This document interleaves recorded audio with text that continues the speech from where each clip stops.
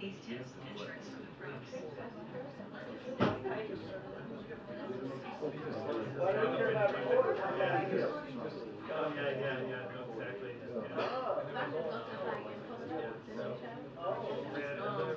It's a pie when it's live. Good time. Good time.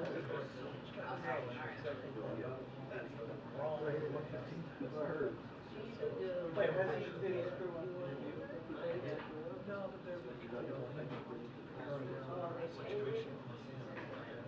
Yes. What's waiting? Yeah. Yeah.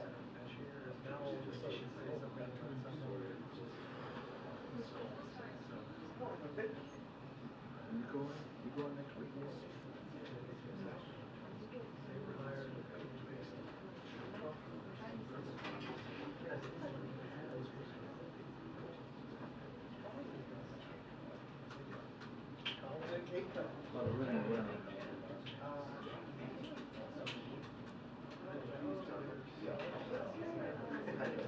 There is that. How is that suck? I don't know if it's.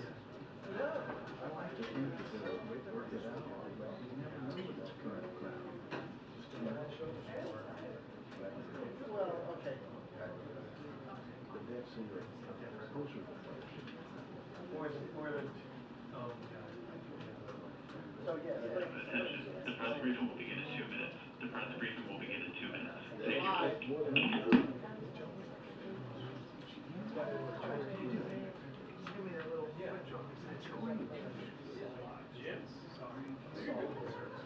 What happened to that? 2 minutes. Just but it's not exactly. Transcript or receiver. Pull that out of there.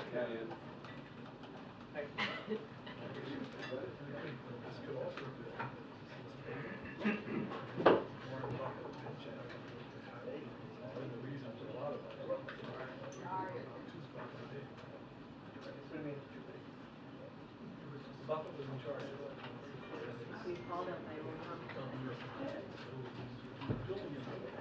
Hey, Scott, this is for the White House briefing starts in 2 minutes. So it went from 1:15 to 2 minutes.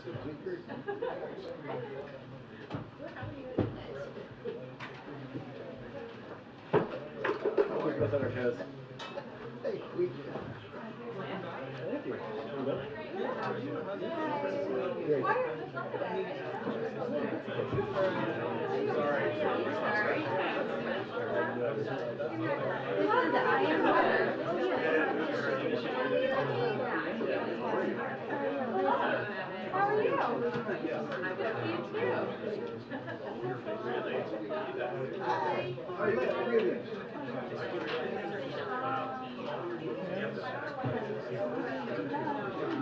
too. I think it is. It's great.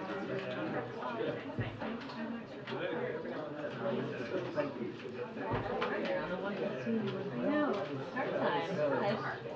Relaxing, very sorry. Right. I know.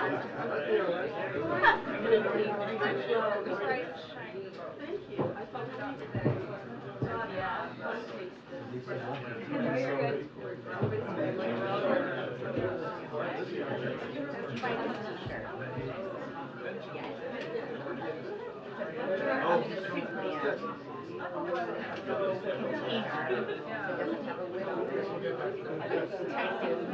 We need to turn them off.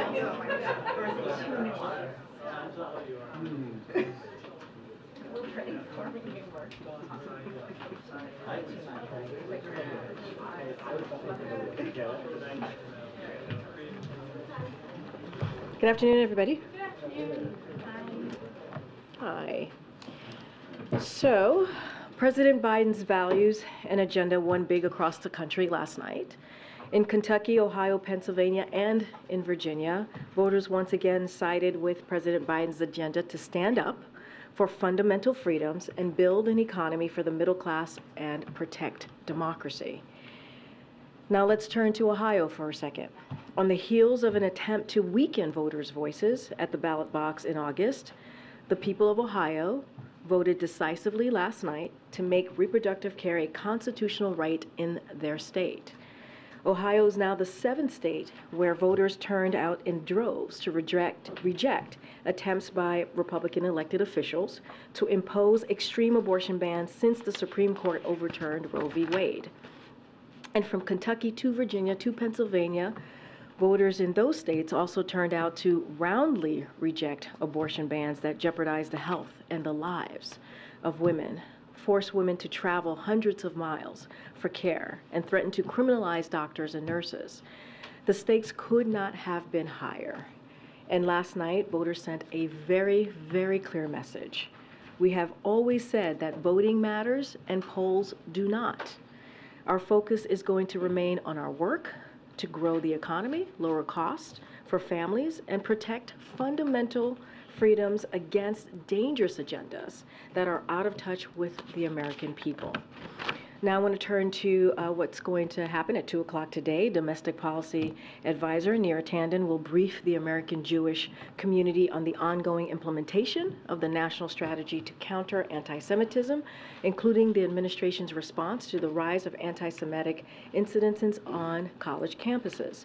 We continue to see an alarming trend of anti-Semitic threats and attacks targeting Jewish communities across the country, disturbing acts like ripping down posters of Jewish held hostages by Hamas, vandalizing Jewish institutions, threatening to commit acts of violence against Jewish students, Jewish faith leaders, and Jewish communities inflame tensions, stoke fear, and are completely unacceptable. The president strongly condemns these brazen acts of anti-Semitism and has repeatedly made clear targeting Jews because of their beliefs or their identity is unacceptable. Make no mistake, we will continue to speak out against hate of every dimension. And that is why, just last week, you heard from this administration. The president and vice president announced that the administration will develop the first U.S. national strategy to counter Islamophobia in the United States. Anti-Semitism, Islamophobia, and other forms of hate have no place in America, and we strongly condemn anyone who seeks to harm Jewish, Muslim, Arab, and Palestinian American or any other communities, and we will certainly continue to speak out. With that, Admiral is here again today just to give any updates on what's happening in the Middle East and take any of your foreign policy questions. Admiral? Afternoon, everybody. I think you saw that Secretary Blinken attended a meeting of G7 foreign ministers in Japan. Obviously, they held in-depth discussions about all the steps were taken to address the humanitarian crisis in Gaza and meet the urgent needs on the ground. And today, hopefully, you got a chance to look at the joint statement that the foreign ministers issued, unequivocally condemning the terror attacks by Hamas, which happened a month ago, reaffirming our support for Israel's right and responsibility, if not obligation, to defend itself and to prevent attacks like that from ever happening again, of course, in accordance with international law. And then the G7 also agreed that humanitarian pauses are a good steps that could advance key objectives to protect Palestinian civilians, to increase the sustained flow and delivery of humanitarian assistance, to allow our citizens and the citizens of other countries to exit, and help to facilitate the release of hostages. So I really urge you, if you haven't taken a look at that statement, to go ahead and do that. Lots of ground covered in it, and we're going to obviously continue to work on all those goals. In fact, to that end, you may have seen that the National Security Advisor, Jake Sullivan, met today at the White House with former Israeli Prime Minister Naftali Bennett, covering all those same issues, making sure that the former Prime Minister knew straight from our National Security Advisor how staunchly we're going to continue to stand by Israel as they continue to defend themselves.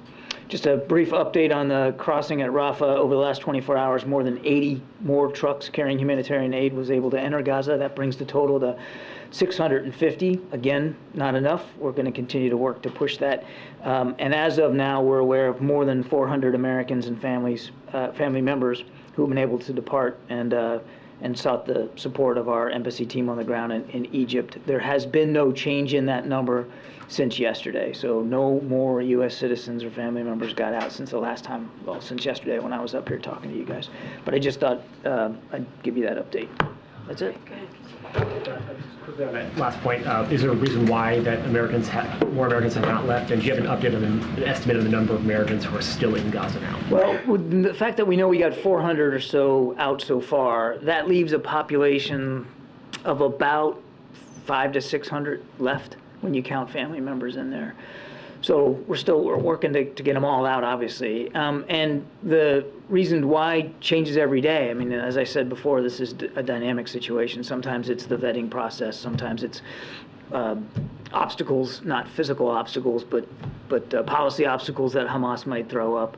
So we're confident that the flow will continue. But as I've said before, we shouldn't comfort ourselves in thinking that every day it's going to be sort of a similar approach and a similar number and some sort of similar sense of ease here. Every day it has to be worked almost all over again. And you mentioned Secretary Blinken's comments earlier today, where he said that the post-war environment must include a Palestinian-led governance in Gaza unified with the West Bank under a Palestinian Authority.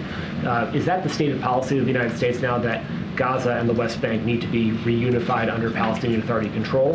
And separately, the Israeli government has said that they again said to say that we can come up with the mechanism that's appropriate, suggesting that they can control what is the final governance structure in Gaza. So who controls what will happen in Gaza? Is it the United States? Is it Israel? Is it the Palestinian people? It's, as the Secretary said, we want to make sure that Gaza and the West Bank are for the Palestinian people, and that they have a vote, they have a voice, that they get to be the determining factor in what governance looks like where they're living in their homes.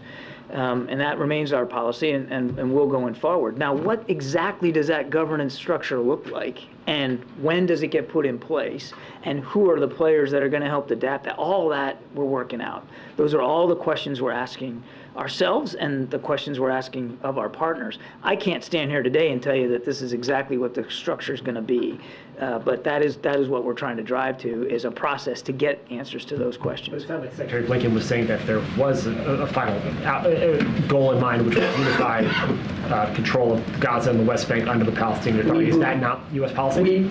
We believe that the Palestinians should be in charge of their future, and they should be the determining voice and factor in their future. Thanks, Karine. Thanks, Admiral. Can you confirm that the President and Prime Minister Netanyahu discussed a 3-day humanitarian pause when they spoke most recently? And if so, how are discussions on that going? No, I can't confirm those reports. I can confirm that in almost every conversation that we're having with the Israelis right now, we're talking about the benefit of humanitarian pauses. And again, you saw the G7 foreign ministers also unite around that idea. How are discussions on that going? We're continuing to have those discussions. I don't have an update for you. I would remind that there has already been a couple of small humanitarian pauses to allow people to get out, including a small number of hostages who have been released. So this is not a new idea, but it is something that we believe should be continue to be pursued. The Secretary of State in his comments today also referred to a, quote, transition period after this conflict. Could you expand on that and explain what does a transition period look like to this administration? I think he was referring to this idea that, and it came up yesterday, where Prime Minister Netanyahu talked about an indefinite period where they would be on the ground. I think he was referring to the idea, the fact that in the immediate aftermath of conflict, it's certainly plausible that for at least some period of time, Israeli Defense Forces are still going to be in Gaza to manage the immediate aftermath and the security situation.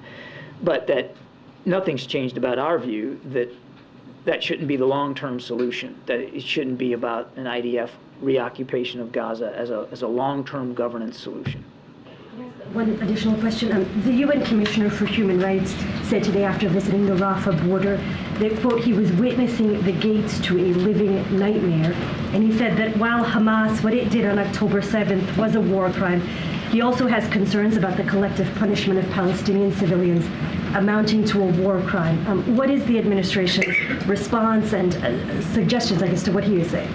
Well, again, without responding directly to every comment made by every official around the world, I would just tell you that We're watching these events as closely as we can, of course. We're in constant touch with our Israeli counterparts. We're not going to react to every event on the battlefield, but we are continuing to stress to our Israeli counterparts, and you heard that from Secretary Blinken as recently as today, to stress to them to be as cautious, careful, and deliberate as possible, and to avoid taking civilian life as much as they can in the prosecution of these operations.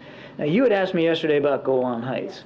So I did email your counterparts about it earlier too, but go ahead. I know. Please. So I just wanted to be fair here. There's been no change in our position on the Golan Heights. I think Secretary Blinken talked about this back in February of 21. No change in our policy, and as long as the situation in Syria remains as it is, we understand that that Israel has legitimate security needs there in the Golan Heights. So no change, no policy change. Good. Is the Palestinian Authority capable of running Gaza now, once the fighting dies down? I don't know that, again, we've got a final solution here on how Gaza will be governed, Steve. And obviously the Palestinian Authority would have to be a part of that discussion from the get-go, and as well as with other regional partners. But I just don't know that we've got that solution set nailed down. What we do believe, as Secretary Blinken said, that the Palestinian people should be in charge of their destiny and their future. And when you're trying to get American hostages out, how does that process work? Are you in direct contact with Hamas? We don't have direct communications with Hamas, but some of our partners do, and they've been helpful in that regard. But any progress to note? I have no specific progress to announce or speak to today, other than that we continue to be focused on trying to get all the hostages out. Certainly the American citizens that we know are being held, but all of them. And in order to do that, as we saw with the first 4 that got out, 2 Americans and then 2 Israelis a couple of days later, there was enough of a pause in the fighting to allow for their safe passage, and that's what we're trying to get cemented, is an agreement for as many pauses as might be necessary to get all of them out. But it's a delicate negotiating process, and we're still working at it. Thanks, Karine. So on that note, John, and thanks for coming again, by the way, should we be thinking about humanitarian pauses in the context of hostages? Because you referenced, the last time the Prime Minister agreed to some, it was to allow hostages out. Or are there other factors, getting more aid in, etc.? I mean, how should we be thinking about this? Because every time it's happened so far, it's for the hostages alone. I would recommend you think about it in terms of all of the above. I mean, obviously, one of the most urgent, pressing needs is to get the hostages, to get their release secured, get them back with their families. That's key priority. But it's also a priority to get aid in, and also to allow for people who aren't hostages to find a way out of Gaza, or ways out of Gaza. So it's all of the above, but the key focus right now is definitely on hostage release. So is the lack of humanitarian pauses a factor in why hundreds of Americans are still stuck there? There are lots of complicating factors to the earlier question I got about why we haven't seen more movement over the last 24 hours. And the need to be able to cross Rafah safely without fear of coming under fire is certainly one of those factors. Thank you. Just to follow up on that hostages, Israeli government sources tell ABC News that Israel won't accept the release of 10 to 15 hostages, that it wants a bigger group, close to 50. Is that a position that the White House agrees with? I am not going to negotiate in public. Can you talk a little bit more about what demands Hamas is making to release these hostages? What is being asked for? I know you're not in direct contact. Any guidance you can give on what? Again, I'm really not going to get into negotiating it in public. We have a way to communicate with Hamas. We're using that way, and we're doing everything we can to get these folks back with their families. But I think you can understand that I could be putting all that process at risk if I start talking about the negotiating stance of one or another partner in this. And just any sense of proof of life, that anything you can give us as far as how you would know that these hostages are alive right now? I am not aware of any specific proof of life for specific hostages to include the small number of Americans that are still being held hostage. We don't have any indication to the contrary that they aren't still alive, and so we're certainly operating under that assumption. John. Thank you, Karine. Admiral, it's been a few days now since the leader of Hezbollah delivered a speech that sought there may be prompt some more violence in the northern front. Have you been, over the last few days, have we seen any, has the U.S. tracked any escalation there? What do you expect? We've seen some rocket attacks from southern Lebanon into northern Israel, but we have not seen some sort of wholesale effort by Hezbollah to join this fight or to open up a quote-unquote second front. And as a follow-up, is there a sense as to what sort of role at the moment Tehran might be playing, sort of any sort of communication with the forces there in the north? You mean Hezbollah forces? Well, I mean, aside from the fact that they continue to resource train and provide capabilities to Hezbollah, I'm not aware of anything overt that I could speak to today. But I mean, I don't want you to take away from that we're sort of blind to the fact that Hezbollah is supported by Tehran. Thanks. John, we're reporting that Qatar and Egypt are negotiating some kind of deal with Hamas to release up to 15 hostages if there is a 48-hour humanitarian pause. Is that something the U.S. would support, or? I just got that question. I'm not going to negotiate in public. And can you talk, I know you talked about the universe of hostages. How much does the U.S. know about who they all are? Do you feel like you know, sort of have identified who all these people are? Who the American hostages are? No, I mean the entire group of hostages. Are you confident in who they are, where they're from, who these people are? I don't know the degree to which that we in the United States here have perfect visibility on all the identities of all the hostages. That has been an effort that we've been working on with our Israeli counterparts. Certainly the Israelis are also working hard to make sure they know who's in that population. We have a good sense of the small number of Americans who they are, but you know, out of privacy concerns, we're obviously not going to talk about that. How many pauses it would take to get everyone out? It would depend, honestly, on what's negotiated, how much in each pool, and over what period of time. So I can't give you an exact figure. What I can tell you is that we want to stay open to the idea that it might take, in fact, likely could take, more than one humanitarian pause to get them all out. Admiral, I know you can't get into details about the length of any humanitarian pause under negotiation, but logistically, how would that work for IDF forces that are already on the ground in Gaza? Would they stay camped out? Would they, the expectation of leave? I mean, how would that even work? Again, without getting into hypotheticals, and certainly not talking for another military, what we're talking about here is temporary, fixed in time, short duration, hours to days, depends on the need. And then also localized in terms of the map. So it would be an agreement that for a set period of time, in these grid coordinates, there would be a pause in the fighting. That doesn't mean that there won't be or couldn't be fighting outside that zone during that same period of time. So all of that has to get factored in, and I have no doubt that on the Israeli side, as they look at each proposal, they'll think about the impact, the potential impact, on their military operations on the ground or in the air. Thank you. I have a few questions on Ukraine. There's war going on. Few. How many is a few? I just take my pen out here. So there has been a dispute in recent days within the Ukrainian leadership whether the war has reached a stalemate. What's your assessment? And does the president still believe that Ukraine can win back its territory? Okay. I'm going to have one more after. Okay. Is that okay with you? Oh, absolutely. Okay. It's okay. So obviously we're not going to, as I've said many times before, we're not going to characterize Ukrainian military operations. They can speak for this.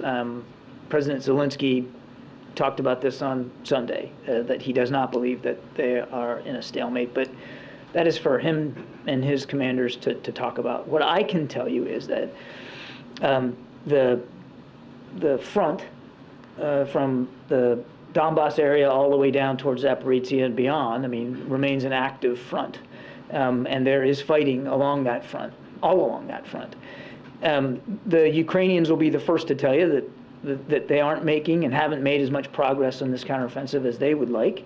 And that's why we are so focused on making sure that we continue to provide security assistance to them so that they can make the most of the time they have left before the weather's really going to set in and make it harder for them to make any progress. And your question, does the president believe that they can? Absolutely, we believe that they can win back their territory. I think they've been underestimated since the beginning of this conflict. They're capable, they're strong, they're brave, they've got good command and control, and there's no doubt in our mind that they can continue to succeed. But the enemy gets a vote. Russia's planted tens of thousands of mines all along that front, making it harder for them to advance. And as I said, the weather's not going to be cooperating here for much longer. On security assistance for Ukraine, a group of Senate Republicans demand border security measures, including changes in asylum policies, as a condition for further aid for Ukraine. Is the president open to such changes? And how much funds do you still have available for Ukraine from the previous appropriations? On your first question, I would just say that the reason why the president included border security funding in the supplemental is because he agrees that we need cooperation from Congress to improve our capability at the border. And if they are serious about wanting to help with border needs, then pass the supplemental request that the president submitted. And as for the money that's left, what I can tell you is that roughly of the total funds that have been provided to Ukraine since the beginning of the war, which is in excess of $60 billion, and that's not just security assistance, that's economic and financial assistance, humanitarian assistance. We've gone through about 96% of what's left, and greater than 90% of security assistance, replenishment funds have been expended now. And the Defense Department is down to about $1.1 billion of replenishment money left as we head into the wintertime. So as I've said before, the runway is getting shorter, and that's why we need that supplemental request approved. That was a few. If I could, thank you. UN Chief Antonio Guterres today was talking about the number of deaths that have occurred in Gaza, and he said that there is something clearly wrong in the way the Israeli military operations are being run. Does the U.S. agree with that assessment? Again, I'm not going to armchair quarterback this fight from this podium. We're not going to react to every event, every strike on the ground. We are going to continue to provide Israel with what it needs to defend itself and to go after Hamas leadership, and we're going to continue to urge them, as you heard Secretary Blinken say today in Tokyo, to urge them to be as cautious and deliberate when it comes to civilian casualties as possible. We recognize that many, many thousands of Palestinians have been killed and wounded in this conflict, and each one is a tragedy. We grieve and mourn with each family that is grieving and mourning, and that's why we're going to continue to stress that the law of armed conflict be fully and completely complied with. And one thing that falls a little bit under your purview, something that the White House and campaign and the president's allies often say, is that one of his selling points is his leadership on the world stage, pointing to Ukraine, Israel, his ability to reinvigorate NATO. Yeah. But a CNN poll released just yesterday found that only 36% of registered voters believe Biden is an effective world leader, and that Trump, 48% believe he is. Were you surprised by that number, and where do you think the disconnect is? We're not focused on polls at the National Security Council. It's not gonna govern the kind of policies that we're developing, the options that we're providing to the Commander-in-Chief, or the way we're executing on those options. We're just not fixated on that. We're fixated on defending and protecting our national security interests around the globe. And again, without going into the litany that would take me probably an hour to get through, I can point to chapter and verse of things that this president has done on the world stage to advance those national security interests. John, does the president think that Israel's plan to oust Hamas is achievable militarily? The president believes, because he's seen it on our own, on the efforts to go after ISIS and after Al-Qaeda, that it is absolutely possible, through military and other means, to disrupt and degrade, if not decimate, a terrorist network's ability to resource itself, to plan, to operate and execute attacks. We're not going to, again, characterize or analyze publicly Israeli war plans. They should be the ones speaking to that. Right now, they are focused on putting pressure on Hamas leadership, specifically in Gaza City. And they are pursuing that through military means. And again, we're doing everything we can to help them. How important is the timeline to that belief that this is achievable? And the reason I ask is because of this polling that shows Americans are very deeply divided on Israel's counterattack. Only 36% said it's very important or extremely important to provide aid. 40% of Americans said the military response has gone too far, and among Democrats, that number is 58%. So is he at all concerned about backsliding in support for this mission among key constituencies of his base? As a leader who has been, deeply involved in the Middle East for much of his public life, he understands that there's a lot of complex history here, and he also understands that right now there's an awful lot of strong feelings on all sides about what's going on right now. He appreciates that, but he's not going to develop policy options here for the United States or administer our national security interests, again, according to polling data, which shifts and change.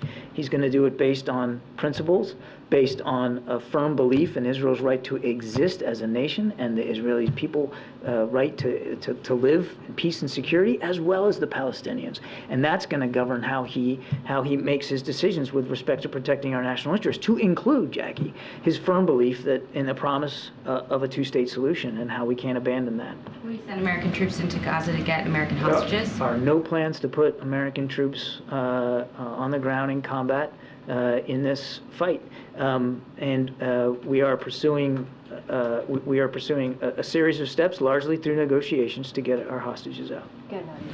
Thank you, Karine. John, do you think that Hamas, or do you believe that Hamas is holding all the hostages in Gaza, or do you think there is other groups like Islamic Jihad or maybe others, and do you use the same channel of communication via your partners to try and deal with them? We don't have a perfect picture about where everybody is, what condition they're in, or how they're being held. We cannot rule out the possibility that other groups than Hamas may have hostages that they're holding. Okay. And yesterday you said there is no red lines militarily for Israel, but is there any political red lines? I think the Secretary alluded to it today, Secretary Blinken, when he said that no transfer of Palestinians and no, in a way, allowing for a security buffer zone that will be on Palestinian land. Is this something that the administration will convey to the Israelis? And I'm sure we've seen the images of thousands, 15,000 actually, of women and children walking on foot with little belongings from northern Gaza to southern Gaza. Do you still believe this is not in breach of international law when an occupying power forces civilian population to move from place to place? Again, I appreciate the efforts to have us react in real time here to events, and I'm just not going to do that. But on the question about permanent displacement, that is not a new policy. Secretary Blinken was reiterating what we have said time and time again since this conflict began, that we do not support and won't support any kind of permanent displacement of Palestinians outside Gaza. Go ahead, Anita. Thank you. I'd like to take another stab at East Asia today, please. First of all, on Monday, as you know, President Biden's meeting Indonesia's president, and he's the leader of the second largest Muslim country in the world. What is his message to President Widodo, and why does the statement that the White House put out about this make no mention of the situation in Gaza when we know that President Widodo is going to a meeting of the Organization of Islamic Cooperation the day before, where that's going to be the main subject? I can't speak to the specifics of the announcements. I mean, if we listed every single topic that every single discussion the president has with every single foreign leader came up, I mean, there'd be no end to these announcements. I mean, I have no doubt that the situation in the Middle East will come up. I don't think you should read anything into the fact that it wasn't in the announcement. I wouldn't worry about that. Clearly, there's a lot on the plate to discuss with the president, and President Biden looks forward to that, particularly when it comes to the security, economic, and diplomatic challenges that remain in the Indo-Pacific. Quickly, can you just confirm, Japanese media is reporting that November 15th is the date of the Biden-Xi meeting. Can you confirm that and just preview that for us, please? No. And no.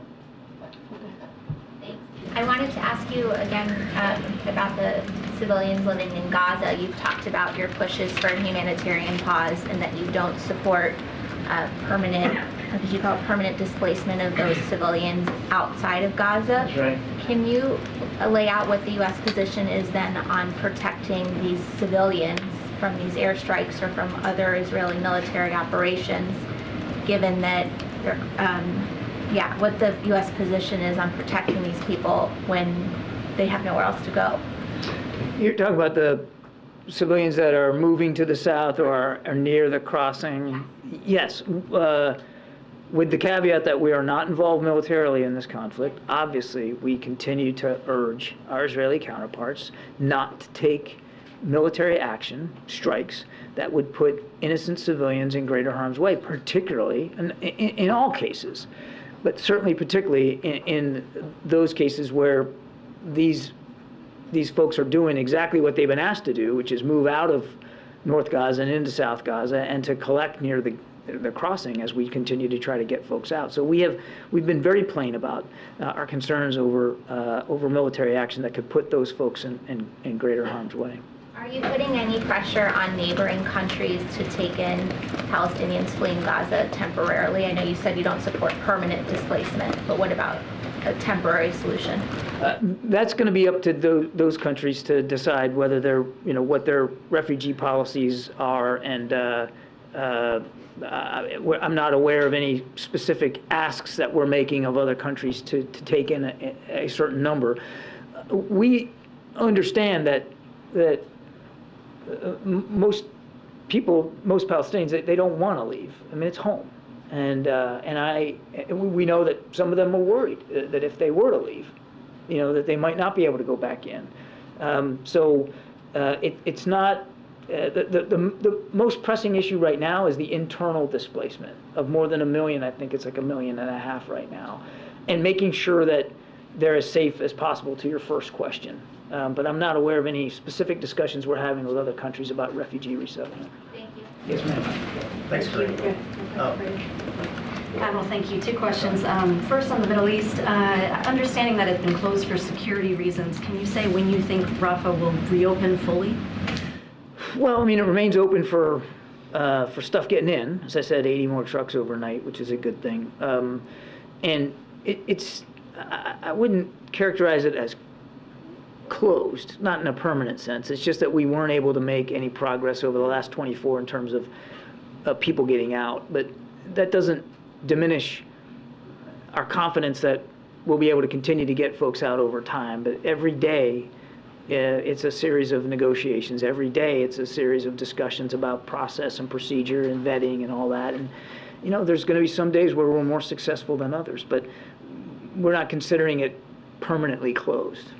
And then separately, on the DFC announcement of the $553 million investment in that port terminal in Colombo, I was wondering if you can put that into context as the U.S. tries efforts to kind of counter what you see as China's unsustainable infrastructure lending in the region.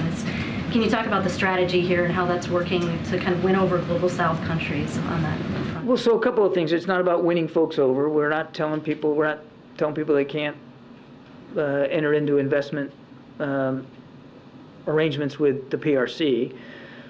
That said, the president has worked hard now over the last 2 years to advance what he calls the PGI, the Program for Global Investment and Infrastructure, which is providing in ever-increasing amounts investment opportunities for lower middle-income countries to seek more fair, more transparent, and quite frankly, more economically beneficial investment opportunities for their own infrastructure all around the world. And he has talked about that at some length. It is providing, we believe, it is providing them alternative funding to help their own economies and their own people, so that they don't have to rely on the quote-unquote, Belt and Road Initiative, which is pretty high interest and low results so far. Jared.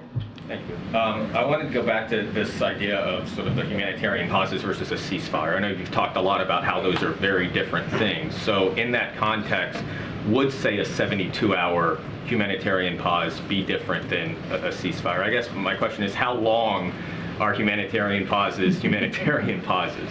Humanitarian pauses are as long as they need to be for accomplishing whatever the specific purpose is, whether it's hostages out or aid in or just getting people out. I mean, they have to be as long as they need to be. But just to be clear, to kind of reset here, when we talk about a ceasefire, when you use that term, when that term is applied, a general ceasefire, it connotes a cessation of hostilities for an indefinite period with the purpose of finding an end to the conflict.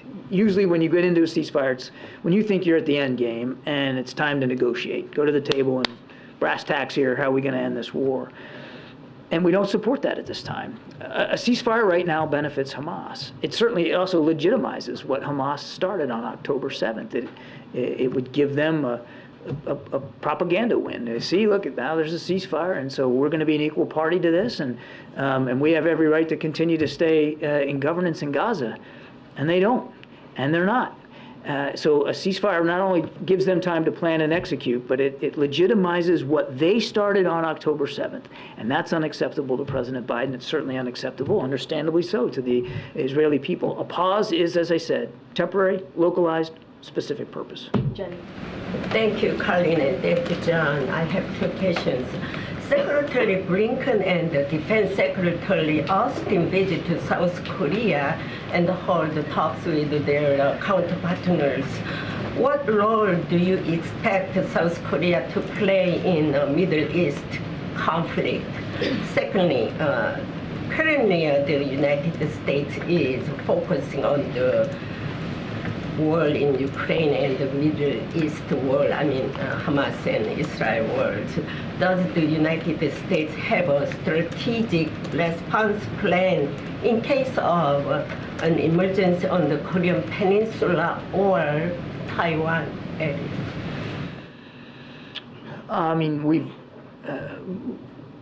we always strive to be prepared for contingencies on the Korean Peninsula and in the region. And the president has devoted a lot more energy and effort and resources to making sure that we can meet our security commitments to the Republic of Korea, including additional training and exercise events, improving our intelligence collection capability off the peninsula, and of course maintaining a very robust military force in the Indo-Pacific, naval, air, and ground.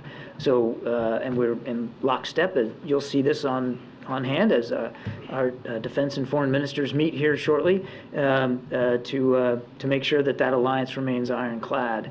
On your first question, I know, I remembered it. I actually remembered it this time. We're not going there hat in hand to ask South Korea to do something specific for the Middle East. Those are sovereign decisions. They have to decide for themselves if they feel there's a role for the South Korean people in that conflict. They have been terrific friends and partners and allies in the region, but even with the support to Ukraine as Ukraine battles for its independence. And again, those are decisions that the South Korean people, through their elected leadership, have to make. Thank you. We're going to wrap it up. Go ahead, John. Thanks a lot, Karine. John, you mentioned earlier that the administration is in constant touch with your Israeli counterparts. Do the Israelis update you, apprise you of the progress that they are making in this conflict against Hamas? Yes. And those conversations, are they with diplomatic officials, intelligence officials, military officials? Can you give an update about who your counterparts are when you talk about that? It's all of the above. And next week, the APEC summit, it's taking place while two conflicts are ongoing in Ukraine and also this war between Israel and Hamas. How important is next week's APEC summit given all of that that's going on? I think it underscores how important these kinds of relationships are, these kinds of conversations are, particularly with our friends and partners in the Indo-Pacific. You can't. Yes, we're focused on what is going on in the Middle East and in Europe, but we have not and will not turn a blind eye to the security challenges that remain in the Indo-Pacific. And there's a lot of crossover because there are certain governments in the Indo-Pacific that are watching very closely how the United States manages support to Ukraine and support to Israel, and maybe divining, certain lessons from that. So it's all the more important that we have this discussion in San Francisco. I'd like to circle back to Ukraine with all of the concern about what's going on in the Middle East. And again, as we just discussed in the Indo-Pacific, we also have some concern among the people who have left Ukraine, who are in the United States, worrying that perhaps it's become a forgotten war and that it's a lower priority. Are there any assurances from the administration that could assuage those concerns? Look at the supplemental request that the president submitted just a couple of weeks ago. Biggest chunk of that is for Ukraine, for economic assistance, for security assistance, for replenishing our stocks. I think, we prioritized it appropriately, and obviously it's not something at all that we're walking away from. And in fact, quite the contrary. Mali, you have the last one. Thank you. Given that India has good relations with both Israel and Palestine, do you see any role for India in resolving the issue? Given that in the last few years, this administration has worked with India in working with other countries in the region, like I-2U2, the IMEC corridor. To the Quad? Yeah, no, but India is a key strategic partner, and I think you saw that on full display when Prime Minister Modi was here. But we'll leave it to the Indian government and the Prime Minister to decide what their stance is going to be on any particular crisis or contingency around the world, to include the Middle East. But they remain a key strategic partner, and we're dedicated to advancing that partnership every single day. Thank you. Appreciate it. Thank you so much. Thanks for coming back. All right. Okay, Zeke. Government is going to run out of money in 9 days. Can you update us on what the president is doing to stop that from happening? Does he plan to speak with the speaker, with congressional leadership, have them over here? So we don't have any readout or potential calls on the president's outreach to members of Congress in the next upcoming days. What I can say is, and I'm sure you guys have reported this, is that the OMB director, Shalonda Young, is continuing to do outreach, and she is on the Hill to outreach to members of Congress today, and certainly laying out the urgency of making sure that our national security and domestic supplemental, which, as you know, is our emergency needs, are certainly met. As we know as well, there is bipartisan support for those supplemental asks that the president has made. And also, as you know, as the Admiral just mentioned, it includes Ukraine, Israel, and some critical humanitarian assistance. So we're continuing to have those conversations. They've been happening for some time now with the OMB, certainly director, and certainly the Office of Leg Affairs and other folks here in the White House. And we have made ourselves very, very clear how important it is to make sure that the government stays open, make sure that key vital programs that American people need continue to get funded. It is important. We should not be here again.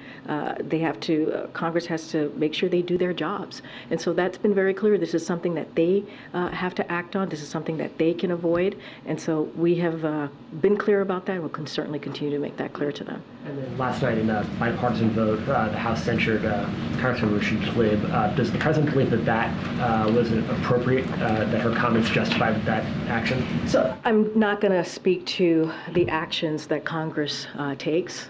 We've been very clear, and any other resolutions that include a censure, we've been very clear, whether it's a Republican or a Democrat, that is for certainly Congress to take action on, and that is their prerogative.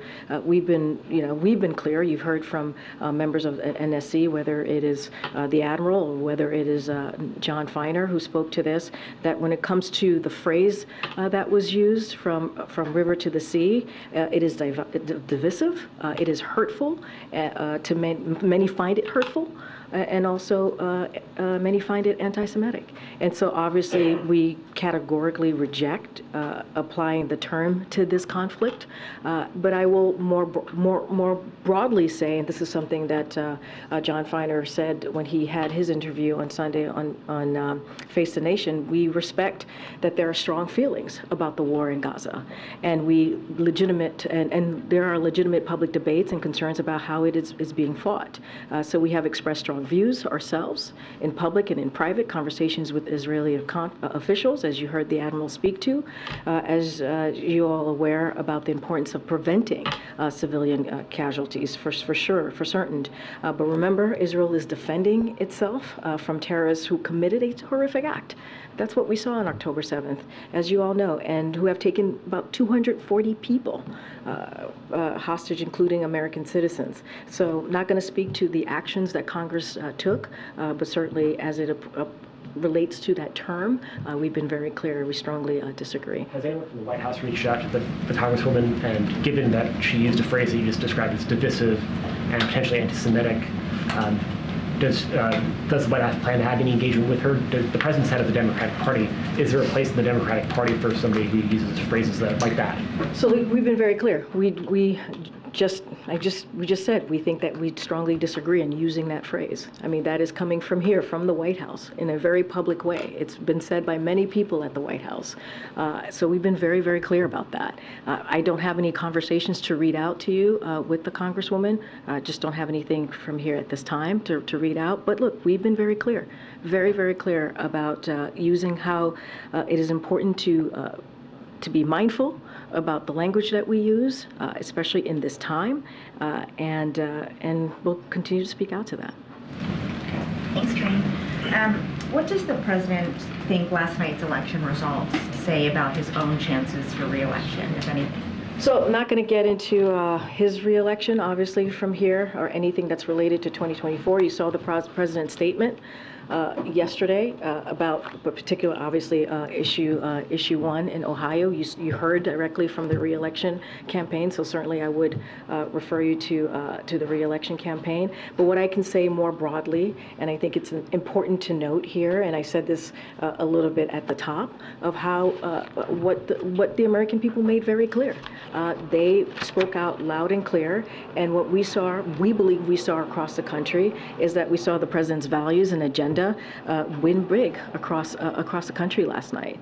And this is not just in 2023. We saw this in 2022. We saw this in 2020 as well. And Americans spoke loud and clear how we need to protect reproductive rights. Women should have we should have the freedom to make a decision on their own health care. That is important. We heard them speak very loudly against dangerous conspiracy theories that we've heard out there, right, which are incredibly dangerous, as I just said, and they rejected that. And look, you saw the American people continuing to say that they support the president's agenda. Because if you think about how Governor Beshear ran in Kentucky, he ran on the infrastructure, right? He ran on lowering costs for the American people. Those are parts of the agenda that the president has led on, whether it's the bipartisan infrastructure legislation, whether it's the Inflation Reduction Act, and making sure we're lowering costs for the American people. This is the president's agenda that was on the ballot clearly, and the American people spoke very clearly about it. And then just secondly, on the Israel war, the Israel-Hamas war, the majority of the Democratic caucus has sent to the president a letter asking for reassurances that Israel has a viable plan for defeating Hamas and that U.S. military aid will be used in line with humanitarian law, among other things. Has the president responded to these Democrats, and is he prepared to offer those assurances now? So look, I can't speak to any response to the letter. What I can say is, and this is something that Feiner actually spoke to as well any country that receives arms and military aid from U.S. must use them consistent with international and humanitarian law, which is a standard part of our security assistance agreements. So obviously, we have been in close communication with Israel throughout this conflict, urging them to do everything possible to avoid civilian casualties. You heard that from the Admiral just now. And even as Hamas uses civilians as human shields, and that's what we've been seeing. And so as we've seen events take place that concern us, we will continue to raise those directly with the government of Israel, and that will not stop. There is constant communication with them obviously from here with the Israeli government, and that's going to continue. Okay, Gabe. Thanks. Thanks, Karine. Does the White House believe that abortion is the defining political issue heading into 2024? So I'm not going to speak to, obviously I'm not going to speak to 2024, and on that, I'm just going to be very careful. I'm going to refer you to the campaign on that. But what I will say is that, again, the Americans were very clear last night. They spoke in a loud and definitive way, and they believe that politicians should not have a say in making decisions, especially women making decisions on their reproductive health care. And that's what we've heard, and this president and this vice president is going to continue to support and be in strong support in making sure that women have the right to make their own decision, and make sure that Roe v. Wade becomes the law of the land. You've heard that from the president over and over again. Obviously, he put out a statement to this last night. Karine, you mentioned the president's agenda. Were the victories last night, were they more to do with Democrats' agenda or the president himself? A large number of people in exit polls said that he should not run again. So look, if you look at, again, I'm going to go to Kentucky, because if you look at what Cameron did there, he spent $30 million trying to connect the governor of Kentucky, Bashir, to the president, right? And he called it a Bashir-Biden agenda. $30 million. That's what he did. And so obviously the president was injected into that conversation, into that election. And what did the people in Kentucky say? They rejected that $30 million. They rejected what the Republican nominee for governor in Kentucky tried to do. And not only that, as I mentioned just moments ago, Bashir ran on infrastructure. He ran on lowering costs. Those are the president's agenda. But the president didn't go out and campaign himself on that issue. But it is rare for a president. It is rare for a president to go to a state that has been coined by all of you, a deeply red state. That's what Kentucky is. And let's not forget, the president kicked off one of his first events that he kicked off this year was going to Kentucky and talking about a bipartisan infrastructure, but going to a bridge that had bipartisan support. Governor Bashir was there. I forgot his name. The Senate leader, Republican leader, was there, and so you saw this bipartisan support for this bridge. It was really incredibly important. He literally kicked off this year going there. And so, look, it's very rare for a president to go again to a deeply red state. That is not something that any president would do. And so, look, the president's agenda was certainly, we believe, on the ballot. This issue of abortion, right, which we know how extreme Republican electeds have been in putting out national ban. And what did the American people do? They rejected that. They rejected the extremism that we saw from them. They rejected the conspiracy theories that we saw from them. And the president is going to continue to do the work of the American people and push forth what the American people want us to do here, and is to make sure we deliver.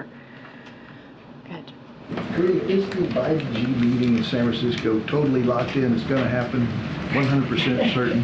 I don't have anything to confirm here and now. Obviously, you'll hear more from us in the upcoming days. I just don't have anything to confirm. And is he going to watch the Republican debate tonight and comment on it? I don't have anything on the president's schedule for this evening. Obviously, it's going to be on the airwaves tonight. I just don't have anything to share on what the president's schedule is going to be for this evening. How much of the election returns did he watch last night? Well, as you know, the president made some phone calls, right, to some of the folks who whether it was Governor of Kentucky, who was obviously reelected, or some other Democrats who won last night, and so obviously he paid close attention to the results last night. I just don't have anything else. Okay. Senate Republicans have been pushing for immigration policy changes to be included in a supplemental in order to get that funding across. You heard this over and over in the hearing today with Alejandro Mayorkas, and there were some Democrats on that committee, like Chris Murphy and Schatz, who seemed open to discussing some policy changes to deal with this in a piecemeal approach. Is the White House willing to budge on this in order to get this money through? So look, you know, on day one, the president put forward a comprehensive immigration plan, legislation for Congress to take a serious look at and to work with him on getting that done. We have a broken immigration system. It's been broken for decades now, and the president has done everything that he can on his own to try to figure out how do we deal with what's going on at the border. There is a plan out there. There is a piece of legislation out there from the first thing that he did on day one of his administration. And we put together, or we included the border security funding in the supplemental because we believe it is important to continue the funding that is needed to deal with this issue. And so if Republicans in Congress were serious and are truly, truly serious, they would look at what we presented. I'm not going to negotiate from here on what we would discuss or move forward with, but we've been doing this from day one. From day one, the multiple times that I have talked about border security and asking for Republicans to act, asking for Republicans to meet us in a way to have a real serious conversation on how to deal with the border, we don't see that. We just don't see that. Well, are there border policy concessions is it possible that could be part of this? Look, I'm not going to go, point by point on what Republicans are putting forward. Not going to negotiate from here, but we have been doing this since day one of this president's administration, day one, on trying to figure out how do we deal with the border security issue. And he did that by putting forward a piece of legislation that is comprehensive and that deals with immigration in a real way. And what we have seen over and over again is political stunts. And the president's heading to APAC next week, but then right around the corner is that government funding deadline.